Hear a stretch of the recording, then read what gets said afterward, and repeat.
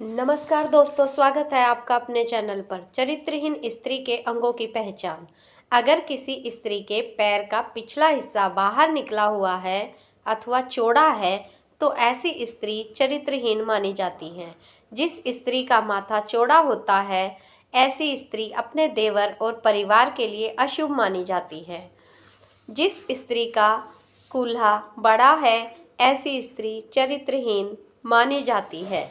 जिस स्त्री की आंखें पीली और डरावनी लगती हों ऐसी उन्हें चरित्रहीन मानी जाती हैं। जिस स्त्री के पैर की अंगूठी के पास वाली उंगली अंगूठे से बड़ी है वह स्त्री अपने पति की बात नहीं मानती है तथा ऐसी स्त्री भी चरित्रहीन मानी जाती है। जो महिला क्रोधित स्वभाव की है ऐसी स्त्री चरित्रहीन मानी जाती है। चरित्र की रक्षा सब कुछ गवा कर भी करनी चाहिए। धन, स्वास्थ्य, सौंदर्य सब दोबारा मिल सकता है किंतु चरित्र पर लगा दाग कभी नहीं मिटता। स्त्री अकेले खड़े होने से डरती है। उसे लगता है समाज उसका बहिष्कार करेगा, पर जो स्त्री अकेले खड़ा होना सीख जाती है समाज उससे डरता है क्योंकि वह जानता है उसका बहिष्कार किया जा चुका है। पति को गुलाम बनाकर खुद ही गुलाम पत्नी बन जाती है। लेकिन बुद्धिमान स्त्री पति को बादशाह बनाकर स्वयं रानी बन जाती है। लड़की का चरित्र साफ होना चाहिए। सुंदर तो वेश्या भी होती है, इसीलिए चरित्र से प्यार करो, सुंदरता से नहीं। लोगों को इस बात से कोई मतलब नहीं होता कि आप खुश हो या नहीं। उन्हें फ़र्क सिर्फ इस बात से पड़ता है कि आप उन्हें खुश रखते हो या नहीं रखते। ज़रूरत है हमें उन 4 दिनों में एक स्त्री को समझने और थोड़ा सा ख्याल रखने की।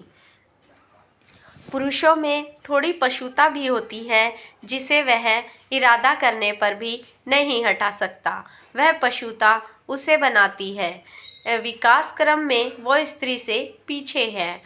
जिस दिन वह पूर्ण विकास को पहुँचेगा वह भी स्त्री हो जाएगा। वात्सल्य, स्नेह, कोमलता, दया, बस इन्हीं आधारों पर सृष्टि थमी हुई है और यही स्त्रियों के गुण है।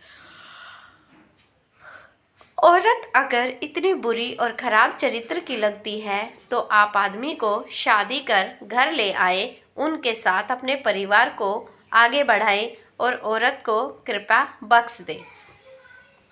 जो कुछ देर के लिए खुशबू दे उसे इत्र कहते हैं और जो मुसीबत में साथ दे उसे मित्र कहते हैं।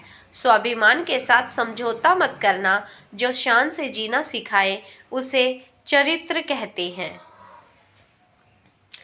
दोहरा चरित्र हर इंसान में बसने लगा है। बेईमानी करके भी इंसान बेशर्मी से हंसने लगा है। जिसका जैसा चरित्र होता है उसका वैसा ही मित्र होता है। शुद्धता होती है विचारों में। आदमी कब पवित्र होता है? फूलों में भी कीड़े पाए जाते हैं, पत्थरों में भी हीरे पाए जाते हैं। बुराई को छोड़कर अच्छाई देखिए तो सही, नर में भी नारायण पाए जाते हैं।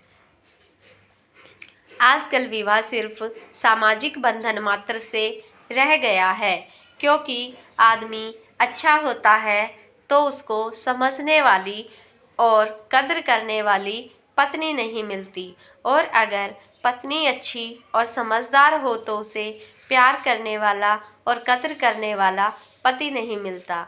इसीलिए विवाह तो हो जाता है परंतु कुछ समय बाद उनके बीच का प्यार खत्म हो जाता है।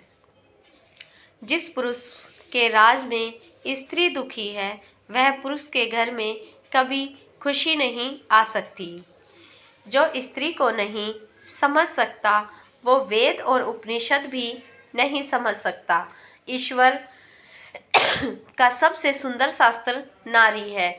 जिसने उसे पढ़ लिया, समझ लिया, उसे फिर किसी शास्त्र की जरूरत नहीं है, क्योंकि नारी भावना और प्रेम भावना दोनों से भरी हुई है। प्रकृति के बाद ईश्वर ने इस दुनिया में अपने सबसे शानदार हस्ताक्षर स्त्री के रूप में किया है। शायद इसी कारण प्रकृति, शक्ति, ममता, माया, क्षमा, तपस्या, आराधना ये सब स्त्रीलिंग है। जो लोग ये नहीं समझ पाते कि औरत क्या चीज़ है, उन्हें पहले ये समझने की ज़रूरत है कि औरत कोई चीज़ नहीं है। जो व्यक्ति असहनीय कष्टों को स्वयं सहन करने की ताकत रखता है, वह असंभव को संभव भी कर सकता है। जब तक पत्नी पति की हाँ में हाँ मिलाए तो सबको अच्छी नजर आए, लेकिन जिस दिन वो ना कहना सीख जाए तो बुरी बन जाती है। जिंदगी का सीधा सा नियम बना लो, जो आपके विचारों और भावनाओं को न समझे उनसे दूरी बना लो।